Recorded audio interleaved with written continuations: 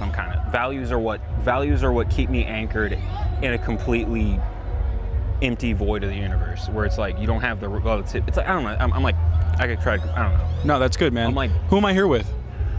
how's it going? I'm just gonna say D at the moment. Unfortunately, I'm experiencing a bit of paranoia at the moment. So, and whenever I experience that, I tend to just kind of keep it's important for me, for my mental health, to keep my boundaries up. So I'm just gonna refer to myself as D.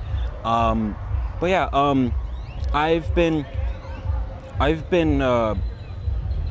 homeless for about 2.5 years now, and what I'll say, I can't speak on homelessness as a whole, really. I can guess on that, but I can't speak on it as a whole. I can't.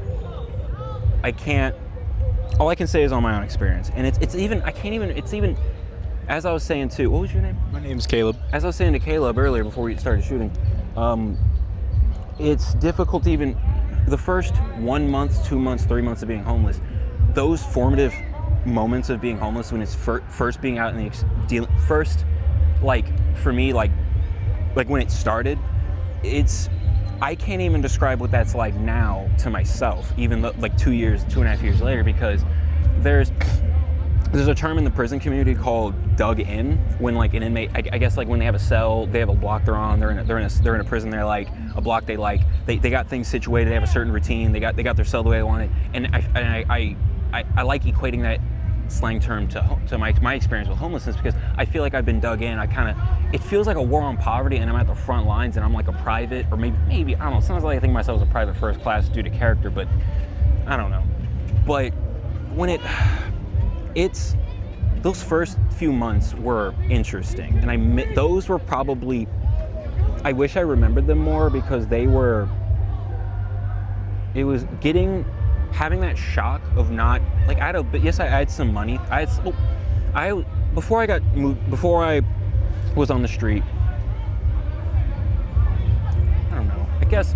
Explain to someone that doesn't understand, what did your first day of homelessness look like? That one, well, for me, I've experienced a lot of trauma in my life. Not like, it's like family trauma. Like, my family was very loving. My family was very supportive, but shit just happened to my family. My mother was born disabled. She was born deaf and crippled. My father, you know, I'm mixed race, so my father being a minority, he dealt with that. He was deaf as well, so being a deaf minority, I found out later on he was adopted by my grandparents. So you know, with him, that's another factor with him. And then there's alcoholism with him, and like domestic violence with him. My mom, when I was about the age of 3, my father attacked my mother. My grandfather, who we were living with on my mother's side, stepped in and got beat up in the process. So my dad went away to jail. So now I live my life with my grandfather and my mother. So getting back to the point, my first day of homelessness, I'm used to worrying excessively about little things, just phones not working, things like that, little stuff happening. But when it comes to big things happening, like when my grandfather got older, and I came home one day and he had fallen over, you know, and stuff like that, and like, you know, things of those nature, I tend to zone in, and it's like, all right, fuck it, we don't have time. Like, I just, my logical brain, because I've been more of a thinker than a feeler. Now in my later years, I've been getting more acquainted with like feeling stuff. But anyway, so that kind of aided me in my first day, just going through shit. I was kind of like, all right, well, I kind of saw it coming.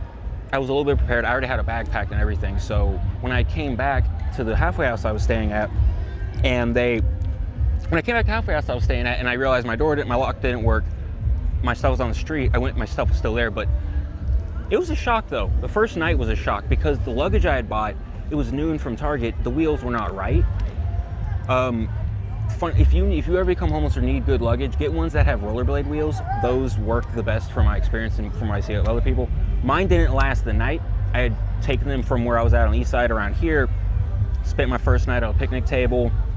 It wasn't that bad. I mean, and it's weird, it's like, for me, the first thing I came acquainted to that first night was like, I noticed 2 bags of chips there, and I thought about my grandfather and my uncle who had recently passed away, which is why I kind of came on the streets. I didn't have family to go to as a result.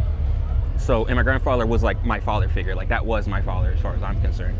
And when he passed, you know, I didn't have it. So when I see those 2 bags of chips, I immediately equate it to like, spirituality and God, and like God letting them come down, and like them, each chip is like their love, and like, hey, you're gonna go through a lot of bullshit, but God's gonna be with you. In that moment I realized, before I was homeless, looking people at Panhandle and they say God bless you, this and that all the time, and I always wondered, like, was that a shtick? Was that a, and I realized, like, I can't speak for them, but like, probably not. Like, holy shit, the closeness to like a belief in God and things like that in that moment, like that first night out, didn't get a lot of good sleep, felt safe though. It was just more of that, like, it's like, I'm not gonna get hurt.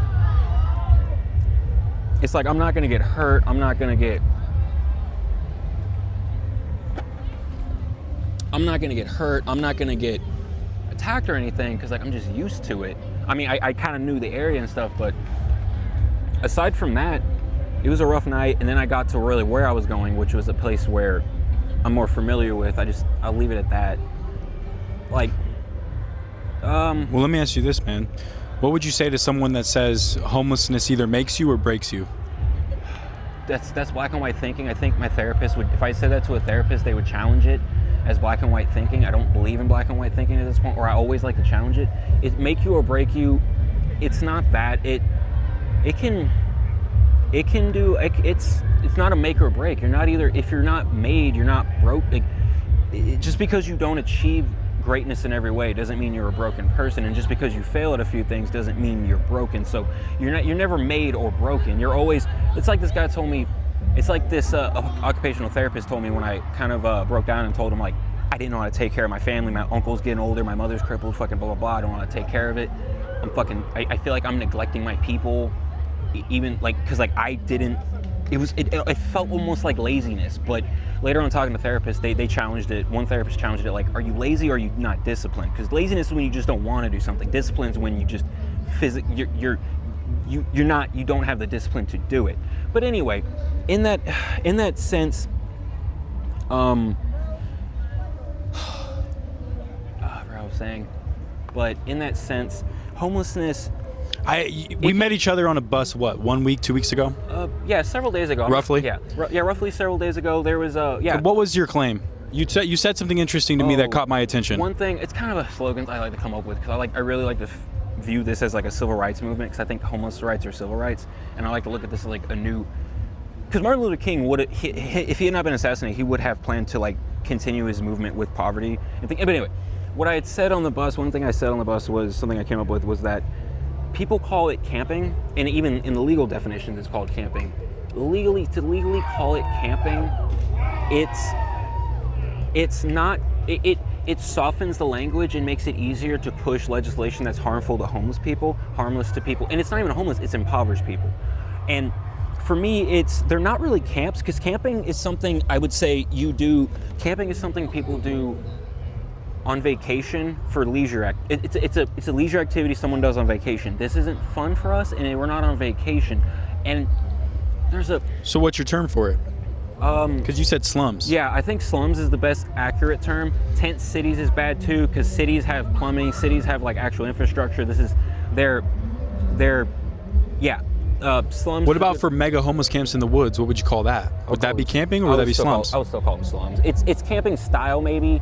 I guess I can see the similarities, but again, it's not. It's people trying to survive. It's the actual community within. Yeah. And for me personally, I mean, it's things like I have my own opinions on it, but I never. So you're a solo trooper out here. I mean, I don't like saying trooper, but yeah. For me, private. I don't like to have. The way I tell, it's like I tell people at the food places. I don't want to have a room. If I'm going to be homeless, I'm not going to have a roommate and be homeless. Like, to me, it seems absurd. Like, then I got to deal with roommate trouble and be homeless. Wow. And like, that's the first time I've ever heard it explained like that. People always say there's safety in numbers. They're right. But if you for me, I stay on the side of town where, to get away, really, I looked at it like this when I first became homeless. Stay away from the obvious spots that people who are out of town, people who aren't from there, people who are just going around and do drugs, stay away from those areas. Stay away from the transit centers. Stay away from bus stops if you can. Be near them to where you can take the bus. Don't sleep at a bus stop. Don't sleep at a bus stop. Don't sleep at transit centers. Move away from all of those. And yep, I know exactly what you're talking about. It's almost like, have you ever are you a hunter at all? No, I don't hunt or anything. But it's like, it honestly feels like you're like game trails. Yeah, it's like I guess so. It is totally like game trails, man. Okay. I've never done hunting, so that's the thing. For me, and then it's like, something. I don't like the woods either because the woods scare me. I've never camped in the woods, or I've never slept in the woods. I'm just gonna say slept. I've never slept in the woods because no one can. When I think to myself, no one can hear you scream in the woods, and I know certain areas of town, so I just stay in those areas. And like, luckily, I say you have to stay in the best side of town you can. But the problem with that is those areas are more likely to move you out. Like, so, but really, there's a YouTuber I watched, I forget the guy, he was homeless in New York, and he had a lot of good advice. Private property, if you sleep on private property, this is how I do it. You find a private property that you're familiar with that has like overhangs so the rain's out, you're out of the rain. Don't have a tent, just have a sleeping bag and a few necessities. Before you do that, you have to find a key spot to hide your stuff. That's your headquarters. We're gonna put it at war. That's your main headquarters. That's your base of operations. Then you have your field headquarters, which is where you sleep and where your night headquarters. Where you put all your stuff, all your belongings in that one spot, and ideally you can leave it there indefinitely. And then, so you take from that what you need for that night. It's light. You go, because again, you don't want to do this every day and hurt yourself. So you keep it light. You go to this spot I told before, a private property, thing over it, no security, and you sleep there. You have to do it, and it's gonna suck the first time. You have to stay strong with this for a while. You have to you cannot be there when they're there. You have to respect the property and wait for them to be gone. And when you get there, you put out your stuff, your sleeping bag, whatever, you get the sleep you can. You have to somehow get up at 5:30, figure out when they get there, and be there leave an hour before they get there. And basically what I did like that for a while, and 4 months later, I talked to one of the property managers. I think it was the owner. I talked to the owner, and I just tell the owner point blank, I was like, I wanted to show people what I'm about. The character, it's like, because it's when people look at me a certain way, and it's because I'm homeless, and it's prejudice, but it's not, people aren't hateful, it's not bigoted, it's not like that, it's just preconceived notions and fear and things like that. And ignorance. Yes. And the allegory of the cave. Maybe. I've never heard the allegory of the cave, but that's Plato's theory about people's perception. Oh, like the philosopher thing where like everyone's like, yeah, kind of. Anyway, but I would say but then when they talk to me, they realize, oh, this dude's just a regular person. And that's every person on the street's a regular person, including the people who are completely off their nut and doing crazy shit. But it's like they're mentally ill, they can't help it, they need help, and it's a big thing. It's a big complicated. But anyway, back to what I was saying. I told the private property owner, I was like, hey, I've been sleeping. Imagine we're here. I go, hey, I've been sleeping right there. Like, hey, I've been sleeping right there for, I didn't say like that. I was like, hey, yeah, I've been sleeping right there for about 4 months, blah, blah, blah. And he looks at the spot like, well, there's nothing there. And I kind of look at him like, yeah, I put my stuff away, blah, blah, blah. Like, so. So then you get a rite of passage. Well, I don't like calling it. It's not that. It's just, I don't like calling it that. It mystifies and like romanticizes it. It's just, he said, oh, okay. They didn't say I couldn't stay there. And then I stayed there longer and longer. It was funny. There's security at this other place nearby. And they must have had a new security guard, and she thought that area was her spot too. So she wakes me up at night like 40 degrees, and it's my first winter and 40 degrees. So I kind of started to get up. I'm gonna get up, but I get up slowly, and I'm like, hey, do you just happen to know when if the cold weather shelter are open? Just to kind of like hint at like, hey, it's really cold. Don't make me have to like, not like tell. It's like, again, I'm gonna do it, but. And she sits and she lets me spend the night there. She says like, and long story short, she wasn't patrolling there. She was patrolling somewhere else, and then she ended up being cool with me. And like later on, I told the dude that I felt like some of the other people with the business, I mean the private property was like, were worried about me. And he said something really made me feel better. He said, no matter what anyone at this property thinks of it, you have the permission to be on this property. And like, it provides stability that I don't think a lot of people out here have access to. If a lot of homeless people had access to the stability I had, it'd be better. It still wouldn't be enough, but it'd be better. But even when I think of it, some homeless people don't even have access to the stability I have, to just be at a steady place for a couple of years and like not have people bother you, and like, a police officer comes by asking questions about where other homeless people are, but he's not bothering you because you're on the private property and blah, blah, blah. And like, I remember one time a woman at the property. I'm curious to know this, man. Because it sounds like to me you've been successful at being homeless. Yes, and would you ever consider yourself being successful in other areas as well? Yes, I'm very successful in other levels. I'm successful in a lot of other ways.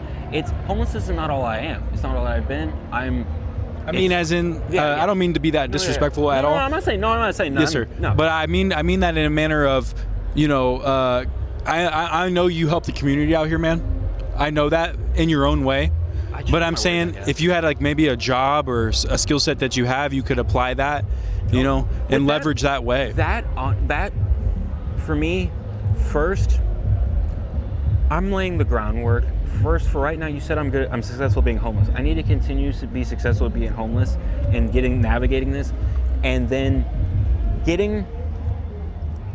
it's looking far in the future. My plans at the moment were this. It's summer. I look very small into like the here and now, because it's like I get so overwhelmed I end up freezing a lot of the times. Like, even though I have a lot of stuff, I can like different stuff to stay organized and stuff, but like it's like when I think to myself, oh, I want to grab my like notebook to like write down a daily plan, it's like, oh, but I gotta go to this spot, blah blah, and then like I freeze up, and like so, and I think that's mental health. It's like ADHD type symptoms, I think. It's, you know. Can I ask you something?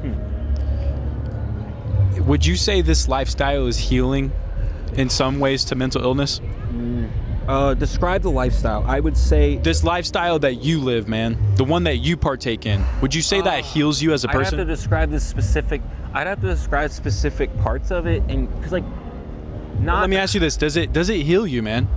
I'd say being homeless, not really. I would say it's like, I guess for me, it's like regardless of if I'm homeless or not, regardless if I'm rich or not, regardless if I'm wealthy or not, I'm gonna try my best to be healed as much as I can anyway. And it's like, have you ever watched that show that used to be on Nickelodeon called Avatar: The Last Airbender? Yes, sir. Yes, sir. Yeah, Avatar: The Last Airbender. At one point, there's like Uncle Iroh, the wise like uncle or whatever. He says to his nephew, and they used to be like royalty, and now they're like on their ass and like they're basically impoverished. They're like sitting on the side begging for like begging, and he says there's a simple honor in poverty, and that's something that always sticks with me. I've noted there's moments where it's so beautiful. Like, I'll say this, it's the little things when you're homeless. Like, when you don't have a lot, it doesn't take a lot to put the biggest smile on your face you've ever had, but it can also kind of work the other way. Like, I'll say this, I've had some of the best meals and best experiences where I think about people, rich people, and they want experiences and things like that. I've gone to Sunrise Church, the kind of crazy one people drive by on Manchac. People drive by and it's like hectic and yada yada yada. And I've gotten some food. I remember early on I would sit on like this little like brick thing, and like I would just sit down and have like good food and just be appreciating. I'd like see cars driving by thinking like, oh, they must be horrified, and I'm like, oh, they must be horrified. I'm like, oh no, like, and there's few moments when like, if I can living a good life on the streets or whatever, or like not a lot. It's not even the streets or anything. It's when you can live a life when you don't have a lot or need a lot. There's a weird feeling where it's like, damn, I'm impoverished, and I kind of laugh at it like, me, not in a fucked up way, but it's like, it's a morbidly neat experience when I'm not suffering through it, when I'm actually have what I need, when I've eaten enough, when I have a certain routine going, when I'm able to have a certain level of hygiene that I can accept at least. And then like it's starting to get a little bit cooler each day, and then once it gets cool enough to the 50s, I can actually go get a job because I won't need a shower every single day. I won't be sweaty. I have a fucking suit, so it's like I have a suit, I have a fucking tie, I have a button up. I'm gonna break that shit out and actually like go get a job. And it's like, but and honestly, I get paranoid. Like, I could just leave these bags with my other stuff and like go out and actually, no one's gonna know I'm homeless. That's the thing. I kind of have that. You wouldn't be able to tell. I mean, for me, it's a little bit of privilege because like not everybody has that, you know, has that privilege. But so where do you see yourselves in 2 years? 2 years, I see myself getting my mental health together. Maybe not still being on the streets. I'd say next 2 years, if I'm challenging myself, I'm gonna give myself a challenge. I'd say starting working a steady job of some kind, ideally in the bar industry, bar backing again. Because I was a bar back the first summer of being homeless, but being homeless, like, what people don't tell you when they get a job, and like, they say get a job, but then first month or two out here, I got a job, but it's like, and it was paying like, you know, not a lot, but it was like $43,000 a year. It was like, hey, I can make moves. I can move back in this halfway house, pay double rent so I can pay back my debt with them, and then figure something out from there. But it's like, but they don't tell you, like, you don't get paid the first fucking day. If you get paid, like, you gotta wait the first week or first 2 weeks, and now you're homeless and you're working. But yeah, that was my experience, and that's why that job didn't pan out. I really wish it had. But anyway, that's what I want to get back into. I see myself doing that, having steady regular income with that, and then doing what you're doing, honestly, YouTube. Or videos of some kind. Maybe do YouTube, but then also make my own website, perhaps. Just give it a shot. And at this point, I already have a job. I'm already homeless. I don't have to pay rent. if I'm making $40,000 a year, I might as well just keep being homeless. See if I can just keep track of video recording equipment, have a storage unit.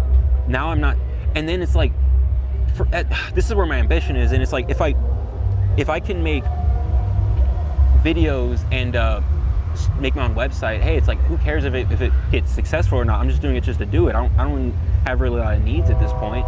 You know, worst case scenario, I just keep going to the food line and I'm actually working, and then I have the pride to like know that I'm doing something regardless. And I can sit, because those moments when I look good and I'm feeling good and I'm doing good in life and I'm sitting on a bench and I'm just eating my food and I got my little bandana over me like I'm at my own little personal coffee table, people notice that, and it's like there's the looks change, and it makes me realize maybe it's not exactly prejudice. It's also like if I look sad or look like I'm incredibly miserable, people are going to look at me in a certain way, and it's not like it's the energy. Yeah. It's like they're empathizing. They're approximating what I must feel like, and then they're feeling that. So then their face shows that, but it's hard. It's a complicated thing, and it's hard. And the best thing I've shown. Do you like when people realize you're suffering? I just. Not necessarily. That's more of a maybe that's a connection though. It is, but it feels more self-indulgent when I'm angry. I like it more when I'm doing good and they recognize when I'm doing good and I'm able to help other people.